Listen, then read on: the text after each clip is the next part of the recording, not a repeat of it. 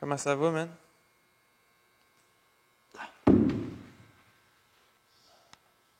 Oh ben. OK, pas de niaiser aujourd'hui. Intrinsèque, je sais pas ce que ça veut dire, puis je sais pas si c'est la bonne chose qui est placée à la bonne place. Ah, c'est vrai. Je vais appeler papa. Tes manches sont levées. Non, j'aime ça. Descends-les. Non, on dirait Comme que les ça, biceps sont plus beaux. Bon, guys, on prend ça relax. Pas trop niaiser, c'est... Relax. soirée sans niaiser. OK. Salut tout le monde, aujourd'hui on vous donne la solution pour améliorer votre overhead squat et votre snatch.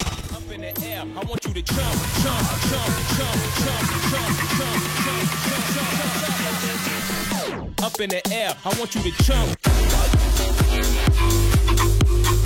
Jump. Un des mouvements les plus difficiles pour un athlète, c'est le overhead squat et le squat snatch. Donc aujourd'hui, on va vous expliquer pourquoi c'est difficile et comment améliorer votre posture dans le overhead squat.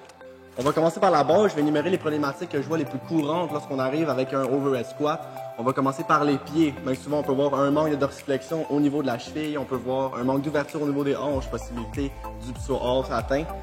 La problématique la plus courante que je peux apercevoir, c'est une hypersyphose thoracique, donc un enroulement, on en a déjà parlé au niveau dorsal. Ce qui va arriver, c'est qu'on va avoir un manque d'hyperextension au niveau des épaules. Parce que si on arrive, on prend plus par exemple, je donne une hypersyphose dorsale, et je lui demande d'élever les bras vers le haut, c'est quasiment impossible. Si on arrive par l'hyperextension, là on peut apercevoir une hyperextension et puis une flexion au niveau des épaules.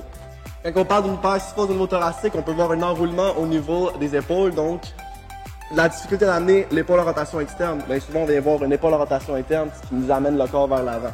Une erreur assez courante que je peux apercevoir aussi, c'est lorsque la personne arrive dans la descente du squat, on vient apercevoir une mauvaise stabilité au niveau de l'épaule, surtout au niveau scapulaire. Donc, on va essayer de stabiliser tous les muscles entourant l'omoplate aujourd'hui avec des exercices hyper simples. Lorsqu'on se retrouve en hypersyphose thoracique, lorsque la personne va amener ses bras en flexion, on va apercevoir qu'il ne va pas avoir une flexion complète de l'humérus. Donc, on va compenser avec le bas du dos, on va créer une hyperlordose. C'est là qu'on va se retrouver avec des douleurs au niveau lombaire et après ça, on peut aussi apercevoir des douleurs dans le devant de l'épaule. Donc, comme vous avez remarqué, aujourd'hui, on focalise beaucoup sur le haut du corps parce qu'on a déjà parlé du bas du corps dans notre vidéo de comment améliorer notre squat.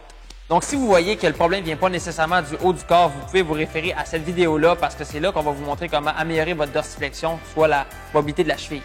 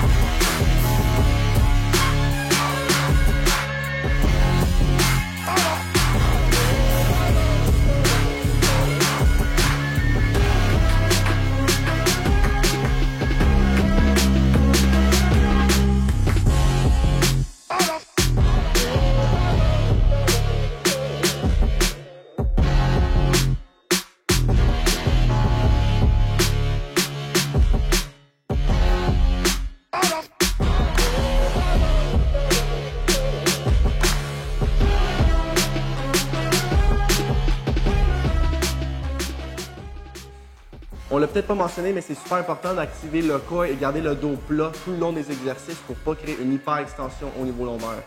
En passant, ça ne s'applique pas seulement pour le overhead squat, vous pouvez toujours l'impliquer aussi pour tout ce qui est snatch ou tout mouvement qui implique les bras en élévation au-dessus de l'épaule. Donc vous avez vu que c'est super important d'avoir une bonne stabilité scapulaire au niveau de l'épaule lors d'un squat en overhead. On a pu voir aussi que lorsqu'on est en hypersyphose, donc la cage thoracique tire vers le bas, on a moins de mobilité en flexion. Lorsqu'on va chercher l'extension, on va compenser avec le bas du dos. On va se retrouver avec des douleurs dans le devant de l'épaule, on peut se retrouver avec des douleurs au niveau lombaire. Plein de possibilités qui peuvent arriver à ce niveau-là. Donc, si vous avez des douleurs pendant votre overhead squat, vous pouvez faire nos exercices, ça va soit minimiser ou complètement irradier les problèmes. Pour ceux qui veulent simplement s'améliorer et être plus performants pendant le mouvement, faites-le aussi parce que ça va être extrêmement bénéfique. Donc, ça fait le tour pour nos exercices aujourd'hui. N'oubliez pas d'aller liker notre page Facebook, vous abonner à notre chaîne YouTube et aller voir notre contenu sur Instagram, toujours du contenu exclusif. Ciao!